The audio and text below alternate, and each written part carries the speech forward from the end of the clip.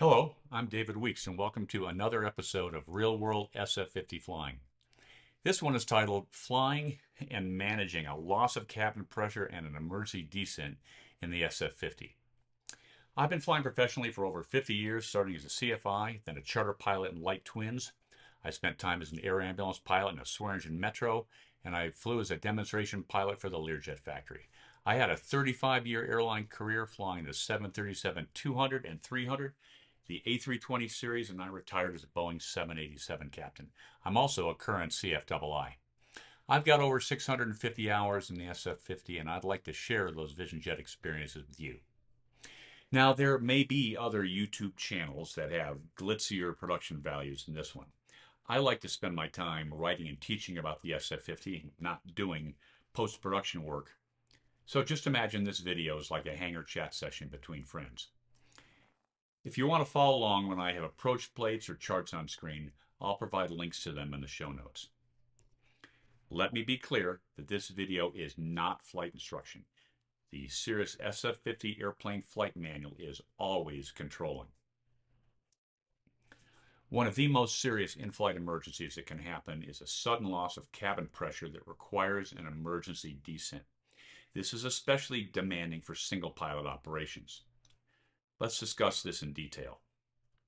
There's a lot more to safely handling a loss of cabin pressurization and the ensuing emergency descent than simply following the AFM procedures.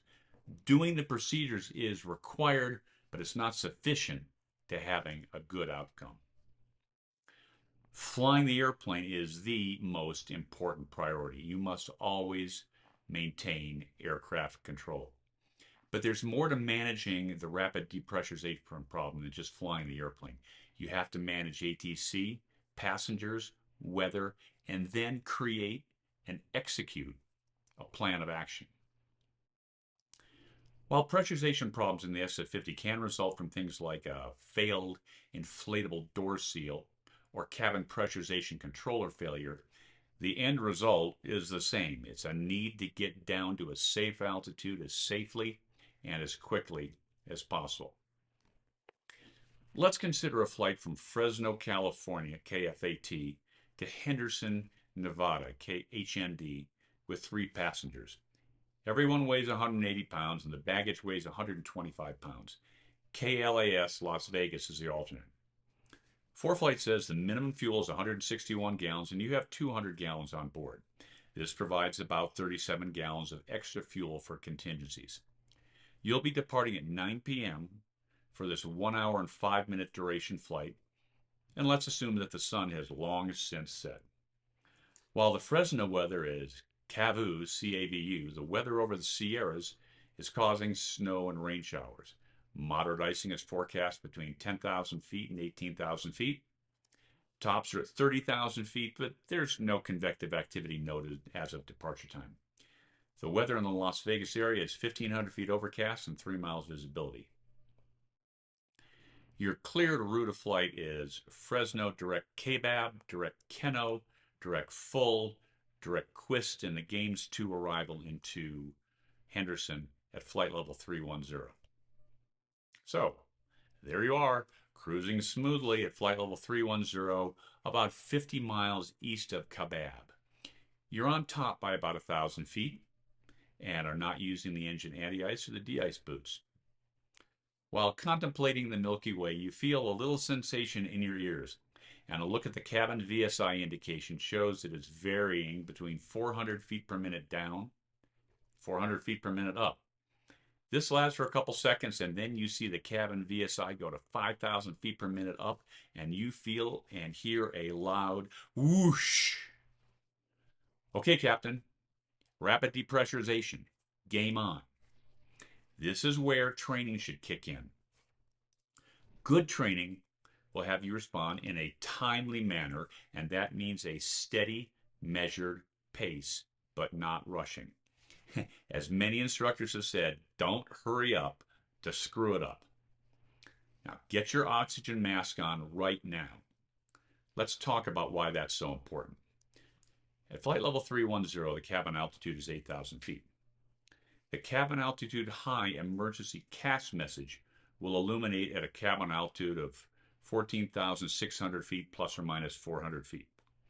With the cabin altitude at 8,000 feet before the rapid decompression, at a 5,000 foot per minute cabin rate of climb, this means the CAS message will not illuminate for roughly a minute and a half. Should you do nothing until the CAS message comes on? Or should you try to troubleshoot the problem? No, you have clearly and unambiguously had a massive failure of the pressurization system. Don't wait until the CAS message light up. That would be only waiting until the problem is a far bigger one. The time of useful consciousness at flight level 310 is about 1 to 2 minutes, depending on which table you use. Now, do you run 20 miles a week, or do you log 20 hours of TV time with beer a week? Don't count on having 2 full minutes of good brain function. The longer you go without O2 up here, the stupider you get. And don't forget your 3 other passengers. They won't have the high flow oxygen mask that you do, at least not the 2 in back.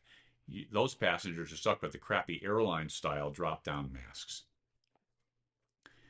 Do the cabin altitude high warning memory items from the AFM. Oxygen mask, don, 100%. This is the critical action, and it must be practiced to make it second nature. Remember, if you can't breathe, you can't fly. You want the mask knob set to 100% so you get undiluted oxygen. You do not want the knob set to norm, as that is a diluter demand setting. You do not need emergency, as there's no need for oxygen under pressure to keep smoke out of the mask because there's no smoke. Many of you may have donned the Scott MD-40 crew mask only once or twice, perhaps twice, in Cirrus training. Almost certainly, none of you have flown the entire emergency descent or smoke removal checklist with the mask on and the hose dangling down in front of you. The next time you go to recurrent training, you might consider telling your instructor you want to actually fly an emergency procedure with the mask on. Also, consider practice donning the mask once every couple of months, even if you're just parked in the hangar. For those of you who use a Bose A20 or similar design with a large headband, the most common mistake is forgetting to remove your headset before donning the mask. Trying to get the inflatable harness over the headband is not going to work, and you will lose precious seconds. It's headset off, mask on, headset on. Now, while the mic select switch to mask mic is not a memory item, I recommend pushing the switch when you pull the mask out of the container, as your hand is right next to it. The 100% norm selector should be in the 100% position, but now is the time to check it. Okay, so you've donned the mask. You can breathe, so you can fly. The next step is the emergency descent procedure. Since you have your mask on, take a breath, gather your thoughts. Don't be in a hurry to screw up. An extra second or 3 at this point is not going to harm you now that you have your oxygen mask on. The object is to get the airplane down to a safe altitude as safely and as quickly as possible. This is a hand-flown procedure. Why?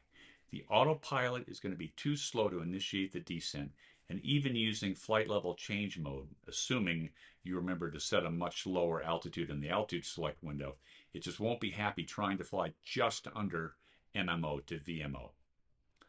Push the BRB, also known as the big red button, officially known as the autopilot disconnect button. One push will disconnect the autopilot and stow the flight director command VBAR. If you are using the autopilot and cruise at flight level 310 as required by the RVSM rules, then you also have the flight director on and are probably in nav mode and altitude hold mode. Now, you could push the AP button on the autopilot control panel to disconnect the autopilot, and this leaves the flight director up, but not stowing the flight director will result in it showing you the wrong command for your emergency descent unless you also take valuable time to push the correct buttons to command the emergency descent at MMO to VMO. As many instructors have said about the flight director, use it or lose it. In this case, I think you should stow the flight director. Also, since you're now hand flying with no command bars, when you do begin the descent, the altitude in the altitude pre-select window will be flashing, but it won't keep you from descending. If you have time once established in the high-speed descent, set the altitude bug to 15,000 feet, for example.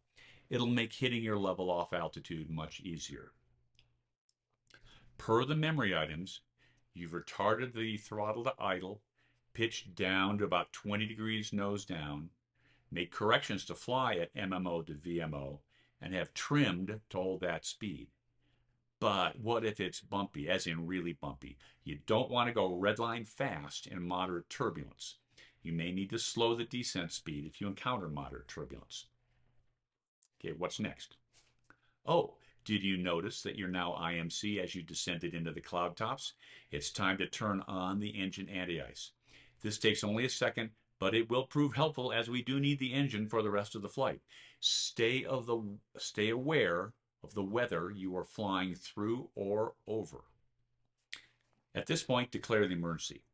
Neither the cabin altitude high or emergency descent checklist instructs you to declare an emergency, but you need to be the PIC. So be proactive and declare an emergency. Even if you feel in control of the situation, you may be starting down without getting an amended clearance, and that reason alone is grounds for declaring an emergency. Depending on his or her workload, the ATC controller may or may not notice you leaving your assigned altitude. Keep the radio call short and to the point. You don't have to have the whole plan figured out for the first radio call. Mayday, mayday, mayday. Vision jet 666, lost cabin pressure, descending to 15,000 feet. I'll call you back. This tells ATC of the emergency, your target altitude, and to not bother you right now with the barrage of questions about fuel remaining in hours and minutes and souls on board that he'll eventually have to ask you. ATC will acknowledge a call, and they'll give you the appropriate local altimeter setting. You get extra brownie points if you remember to set the altimeter as you pass flight level 180 on the way down. But if in doubt, just set it when ATC gives it to you. But make sure you do set it. If there's a low pressure weather system around and the local altimeter is 28.92, then you'd be 1,000 feet too low when you level off. If you don't reset to 28.92 and the altimeter is still 2992, the altimeter would show 15,000 feet, but you'd be at 14,000 feet. Fortunately, the altimeter setting on the PFD will flash if you're in standard mode when below 180. In my radio call, I'd said I'd level at 15,000 feet. Knowing what altitude to stop the emergency descent at is basic situational awareness. Our route of flight takes us north of Mount Whitney, and at 14,505 feet MSL, it is the highest point in the lower 48. We are north of it, so 15,000 will keep us well above the other Sierra peaks. 15,000 or 14,000 also works well in the Rockies. Over the rest of the country, 10,000 feet will clear the terrain. Obviously, if in doubt, higher is better. One very useful G3000 option is displaying the minimum sector altitude in the navigation data bar on the MFD. Consult page 226 of the Garmin G3000 Perspective Touch Manual for the exact steps on how to configure this.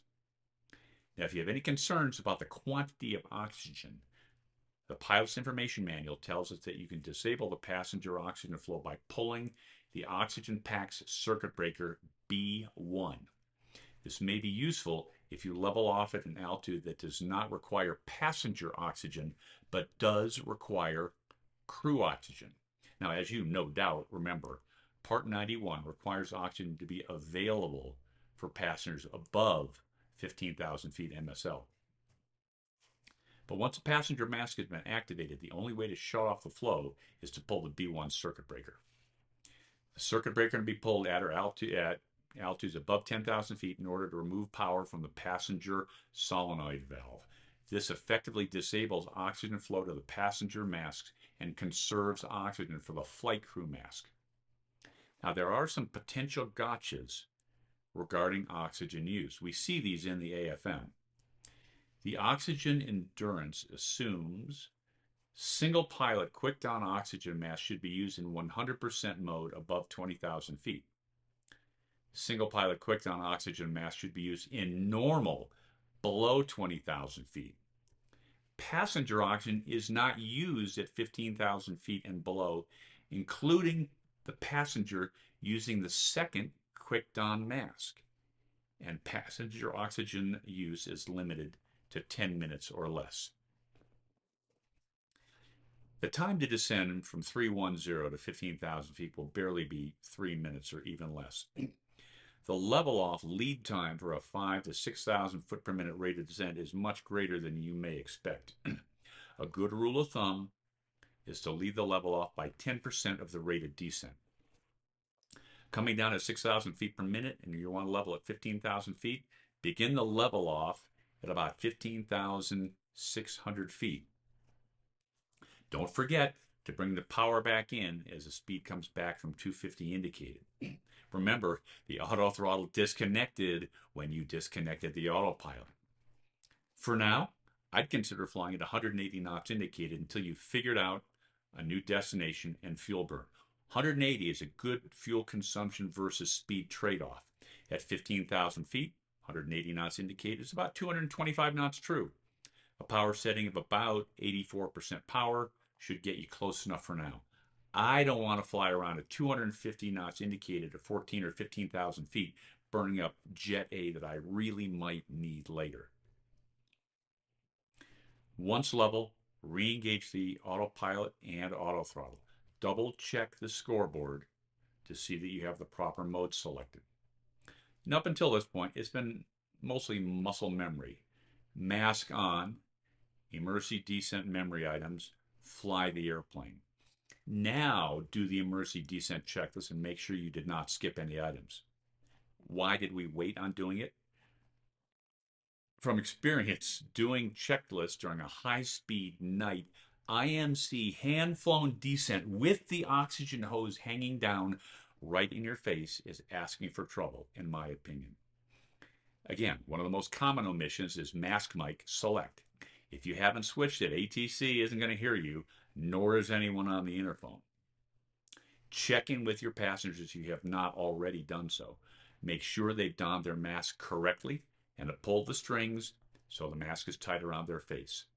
Older and less fit passengers may have had trouble donning their mask. However, even if you've noticed this early in the descent, it's more important for you to get the airplane to a safe lower altitude first before devoting attention to your passengers.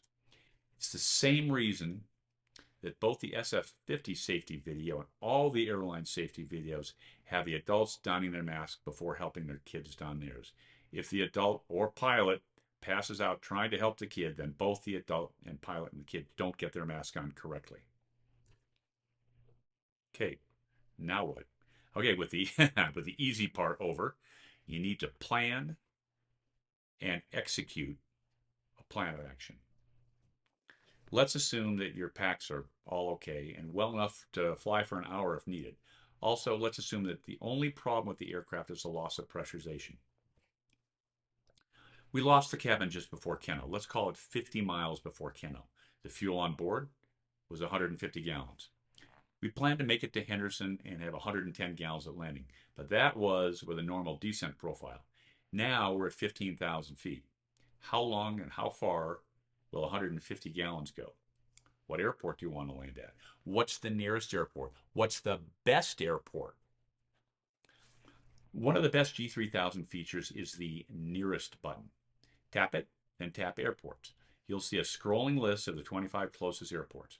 Now, be advised that some airports may not show depending how you set the G3000 minimum runway length preferences for this feature. I'm not going to discuss every airport on the list, but I do want to discuss a few.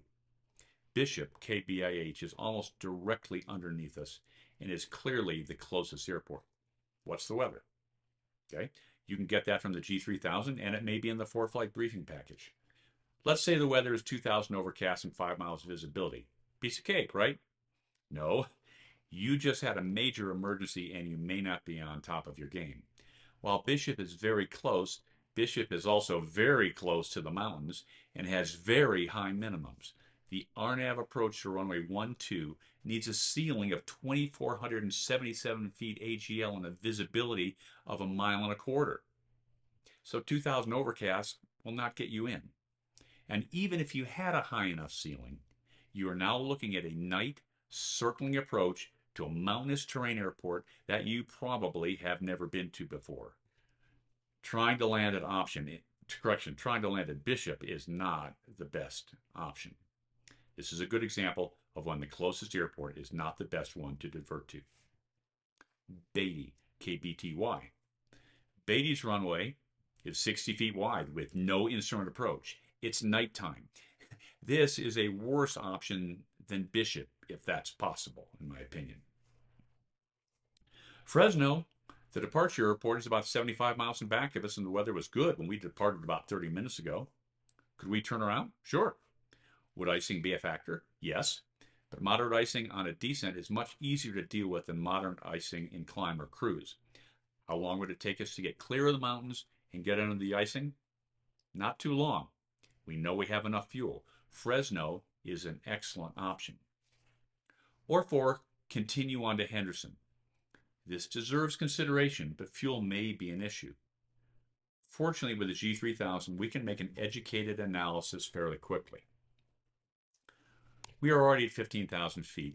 Assuming you descended straight ahead, you can simply re-engage nav and continue on course. Confirm your settings on the scoreboard. Set the power at 83-84% as noted above for 180 knots indicated. The box will show your estimated fuel on board at Henderson. To estimate the fuel burn from Keno to Henderson on the original flight plan route at 15,000, I reran the flight plan using 15,000 as the cruise altitude. It showed the fuel burn from Keno to Henderson on the flight plan route to be 40 gallons. In the real airplane, you'll see the FOD, the fuel over destination number, on the MFD right away. That leaves us with 96 gallons upon landing compared to 110 for the flight when we were cruising at flight level 310. This is also an excellent option, although flight time is longer than returning to Fresno. So make sure your passengers are okay with that. But let's say that we elected to land at another airport, one that we chose from the nearest airport screen. And let's assume that the airport is IFR with landable weather. What's the most efficient way to get the new airport and instrument approach into the G3000? Amazingly, the Garmin manual has the exact steps needed. Now, without a G3000 simulator, it's not possible to set my aircraft position to Keno to reflect the routing in the scenario. So here's a movie recorded in Flagstaff, Arizona. Loading a procedure to the active flight plan from the nearest airport screen. From MFD home, touch nearest and airport. If necessary, scroll the list to find the airport, touch the airport selection button to display the waypoint options window for the selected airport. If the airport's not listed, touch any airport selection buttons to display the waypoint options window. 3. Touch the airport info button to display the airport information screen. If in the previous step the airport was not listed, touch the airport button and use the keypad to select the destination airport. Now touch the Procedure tab to display the airport procedure screen. Scroll the list if necessary. Touch the Procedure selection button. The procedure selection screen is displayed on the touchscreen controller for the selected procedure. Touch Preview if you wish to preview it on the chart or show the chart. If you need to select a procedure, choose the other procedure. Then touch the Load button to insert the procedure into the active flight plan. This should make the desired airport the new destination and loads the desired approach procedure. As you can see from watching the movie, it's easier to do than to describe. Once this new procedure has been entered, the G3000 will calculate the estimated fuel on board for the new airport. I recommend using heading mode to fly the required heading to comply with your clearance, but choose direct to the airport on the G3000. The system will display the ETA and the EFOB. Since this is direct, it may not be a perfect estimate, but it will be close. If in doubt, just subtract several gallons from the fuel over destination display. This takes only several seconds, and then you can go back to nav on the flight plan page to get back on the current leg and stay on the cleared route. You can then judge if you have sufficient fuel to land safely at the new destination. If you do, inform ATC of your new destination and get a clearance to it. Once established on the new route, you may elect to clean up the legs page and double check that the routing is correct. So now at this point, most of the fun's over. Let's recap the discussion. When you have a pressurization problem, deal with it immediately. If it happens in the climb, level off. If you have any doubt about being able to control the cabin, don your mask right now. Don't wait. Headset off, mask on, headset on, mask mic select. Don't delay, but do the memory items at a measured pace. If you do lose the cabin, take a breath, then do the emergency descent memory items. Hand fly the airplane. Above all else, maintain positive aircraft control. If you elect to land quickly, don't assume that the closest airport is the best airport. If you elect to land at your original destination, make sure that you have adequate fuel to get there. Make sure you check on your passengers and make sure that they are okay with the plan you have in mind. That's it for this real-world SF50 flying video. Thanks for watching, and I hope you never have a loss of cabin pressure.